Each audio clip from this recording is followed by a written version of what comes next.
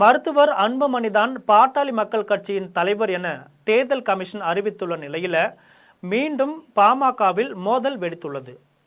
மருத்துவர் அன்புமணி கைக்கு பாட்டாளி மக்கள் கட்சி சென்றதால் மருத்துவர் ராமதாஸ் அடுத்த கட்டமாக என்ன செய்வது என அதிர்ச்சியில் ஆழ்ந்திருக்கிறார். இது பற்றி ஜெம் தொலைக்காட்சி வழங்கும் சிறப்பு செய்தி தொகுப்பை இப்போது பார்க்கலாம்.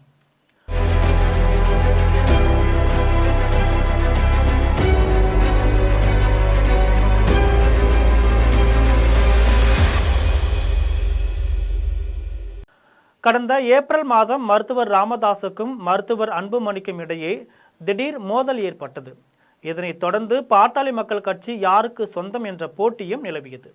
முதலில் அன்புமணி செயல் தலைவர் மற்ற பொறுப்புகள் எல்லாம் என்னிடம்தான் உள்ளன என்று அறிவித்தார் ராமதாஸ். ஆனால் பின்னர் அன்புமணிக்கும் பாட்டாளி மக்கள் கட்சிக்கும் எந்தவித தொடர்பும் இல்லைன்னு அறிவித்தார். இது மட்டுமல்லாமல் பாட்டாளி மக்கள் கட்சி தனக்கு தான் சொந்தம் என்றும் மாம்பழ சின்னத்தை தனக்கு தான் வழங்க வேண்டும் என்றும் தேர்தல் கமிஷனுக்கு 250 பக்க அளவில் கடிதங்கள் எழுதினார்.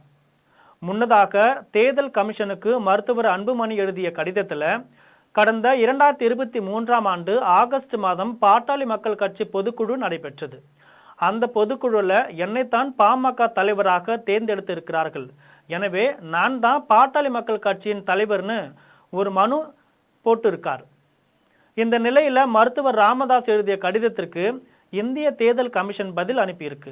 அந்த கடிதத்தில் பாட்டாளி மக்கள் கட்சியின் பொதுக்குழு அன்புமணியை தான் தலைவராக தேர்ந்தெடுக்கிறது, எனவே அவர்தான் பாட்டாளி மக்கள் கட்சி தலைவர்னு வருகிற 2026ஆம் ஆண்டு ஆகஸ்ட் மாதம் வரை அவர்தான் பாட்டாளி மக்கள் கட்சியின் தலைவராக, மேலும் மாம்பழ சின்னமும் அவருக்கு தான் வழங்கப்படும்னு தெரிவிச்சிருக்கு. இதனால் அதிர்ச்சியில் ஆழ்ந்துள்ள ராமதாஸ் அடுத்த கட்டமாக என்ன செய்வது என தனது கட்சி நிர்வாகிகளுடன் ஆலோசனை செஞ்சு வராரு. வருகிற டிசம்பர் மாதம் 10ஆம் தேதி தனது முடிவை அறிவிப்பேன் என்று அவர் தெரிவிச்சிருந்தார். இந்த நிலையில் புதிதாக கட்சி தொடங்க வேண்டிய நிலைமைக்கு அவர் தள்ளப்பட்டிருக்கிறார். தற்போது தேர்தல் கமிஷன் அறிவிப்பால் ராமதாஸ் புதிய கட்சியை தொடங்கினால் மட்டுமே அரசியல் செய்ய முடியும். அந்த வகையில் ஐயா பாட்டாளி மக்கள் கட்சி என்ற பெயரில் புதிய கட்சியை தொடங்கலாம்னு முடிவு செஞ்சு வைத்திருக்கிறார்.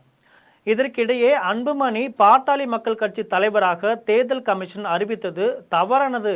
ஏனெனா அன்புமணி போலியான பத்திரங்களை தேர்தல் கமிஷனிடம் கொடுத்திருக்கிறார். உண்மையிலேயே கடந்த 2022ஆம் ஆண்டு மே மாதம் 28ஆம் தேதி திருவேற்காட்டில் பொதுக்குழு நடைபெற்றுச்சு. அதில் அன்புமணி தான் தலைவராக தேர்ந்தெடுக்கப்பட்டார். ஆனால் 3 ஆண்டுகள் முடிவடைந்த நிலையில் அந்த பொதுக்குழுவின் தீர்மானங்கள் ஏற்கனவே முடிவுக்கு வந்துவிட்டன. 2022ஆம் ஆண்டு பொதுக்குழு நடைபெற்ற நிலையில் தற்பொழுது 2023ஆம் ஆண்டு பொதுக்குழு நடைபெற்றதாக போலி ஆவணங்களை சமர்ப்பித்திருக்கிறார்கள் என ஜி.கே. மணி குற்றம் சாட்டியிருக்கிறார். இது தொடர்பாக பாட்டாளி மக்கள் கட்சி சார்பில் டெல்லியில் போராட்டம் நடத்தப்படும் என அவர் எச்சரித்துள்ளார். இதற்கிடையே கூட்டணி தொடர்பாக வருகிற டிசம்பர் மாதம் 10ஆம் தேதி தனது முடிவை தெரிவிப்பதாக மருத்துவர் ராமதாஸ் அறிவிச்சிருந்தார். அந்த வகையில் அவர் அதிமுகவுடன் கூட்டணி சேருவதாக அறிவிப்பார் என தெரிஞ்சது. இது தொடர்பாக ஏற்கனவே திமுக தரப்பில் பேசிய நிலையில் கருத்து வேறுபாடுகள் ஏற்பட்டன. இதனிடையே டெல்லி பாஜக மேல் இடத்தில் இருந்து அதிமுகவுடன் கூட்டணி வைத்துக் கொள்ளுமாறு இறுதி கட்டமாக ஆலோசனை தெரிவிச்சிருக்கு. எனவே அதிமுக கூட்டணியில் ராமதாஸ் இணைவார் என்றும் பாரதிய ஜனதா கட்சி கூட்டணியில் அன்புமணி இணைவார் என்றும் இறுதி கட்டமாக தகவல் தெரிய வந்திருக்கு. இதுபோன்று அரசியல் பின்னணி செய்திகளை தெரிந்து கொள்வதற்கு ஜெம் தொலைக்காட்சியுடன் எப்பொழுதும் தொடர்பில் இருங்கள். நன்றி, வணக்கம்.